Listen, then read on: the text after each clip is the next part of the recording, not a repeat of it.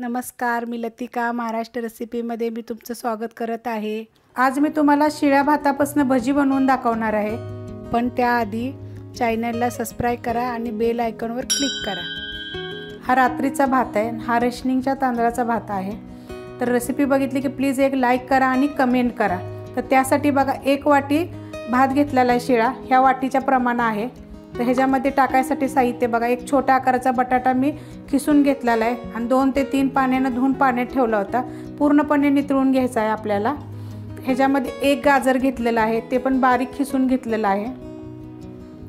एक मुठभर कोबी बघा असा लांबडा लांबडा कापून घेतलेला आहे, पातळ कापायचा एकदम।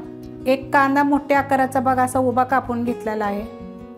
कोथिंबीर आणि हिरवी मिरची आहे, कुटून घेतलेली आहे। 4-5 हिरव्या मिरच्याच्या तुमच्या तिखटाप्रमाणे घ्या, चिरून टाकल्या तरी चालतील, कुटून टाकल्या तरी चालतील। त्याच्या जागी तुम्ही लाल मिरची पावडर जरी वापरली तरी चालेल। आता ह्याच्यामध्ये बघा हा ओवा आहे, ओवा मी हाताने चोळून घेतलेला आहे। एक चिमूटभर ओवा घेतलेला आहे। बेसन पीठ 2 चमचे आहे आणि तांदळाचं पीठ 2 चमचे आहे।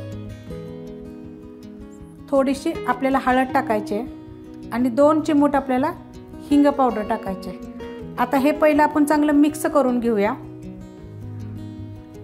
पाण्याचा वापर न करता बघा मी असं चांगलं मिक्स करून घेतलेलं आहे। चांगलं मिक्स करायचं, आपण अजून ह्याच्यामध्ये मीठ टाकलेलं नाही आहे, अगोदरच असं चांगलं कालवून घ्यायचं आहे। आता ह्याच्यामध्ये आपण मीठ टाकूया, एकजीव करायचा आहे। तुम्हाला जर थोडंसं बेसन पीठ जर कमी पडलं तर तुम्ही टाकू शकता त्याच्यामध्ये। बेसन पीठ नाही टाकलं तर तांदळाचं पीठ टाकलं तरी चालेल। ह्याच्यामध्ये तुम्ही पालक चिरून टाकला चालेल। परत मेथी जरा चांगली भेटते, आता या थंडीच्या दिवसामध्ये मेथी खाल्लेली चांगली असते, तर मेथी जरी टाकली तरी चालेल। वेगवेगळ्या भाज्या तुम्ही शिमला मिरची टाका, आवडीनुसार टाका तुमच्या। आता ह्याच्यामध्ये आपण चवीप्रमाणे मीठ टाकूया।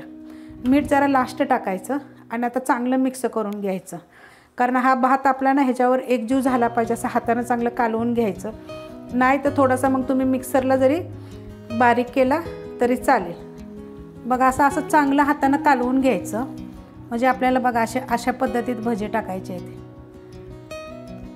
अशी चिकट झाली पाहिजेत। मग तुम्हाला जर थोडंसं पीठ जर लागलं तर वरून टाका, कारण भाताप्रमाण असतं। हा रेशनिंगचा तांदूळ आहे, त्याचा भात आहे, त्यामुळे कमी जास्त तुम्ही तुमच्या हिशोबाने थोडंसं टाका। आता ह्याच्यामध्ये आपल्याला एक चिमूटभर बघा खायचा सोडा टाकायचे। आता हे चांगलं मी मिक्स करून घेते, कारण हे भज्याचं पीठ झालेलं आहे बघा। असं पीठ मळून म्हणजे कालवून घ्यायचं एकदम, असं आपला जे भात आहे ना तो एकत्र जीव झाला पाहिजे। सगळं जे आपण ह्यात जे साहित्य टाकले ना एक जीव सगळं झालं पाहिजे, एक नंबर चव लागते। थोडीशी कोथिंबीर जरा जास्त घातली तरी चालेल, आज माझ्याकडे थोडी कमी होती म्हणून मी कमी टाकलेली आहे। तर आता हे चांगलं आपण मिक्स करून घेऊया। हे बघा चांगलं मिक्स झालेलं आहे। तर तुम्हाला मी ह्याची अजून एक गोष्ट सांगते, छोटे छोटे जर असे गोळे केले तुम्ही आणि तव्यावर जर थापले ना तर एक थालपीठ प्रमाणे होईल आणि एक नंबर चव लागेल।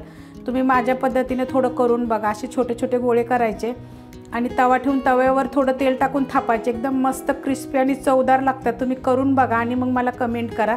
तर आता हे चांगलं मिक्स करून झालेलं आहे, तेल गरम करत ठेवलेलं आहे। तर बघा अशा टाईपमध्ये गोळे करून घ्यायचे, छोटे मोठे जरी केले तरी चालतात आणि असे पाडायचे बघा।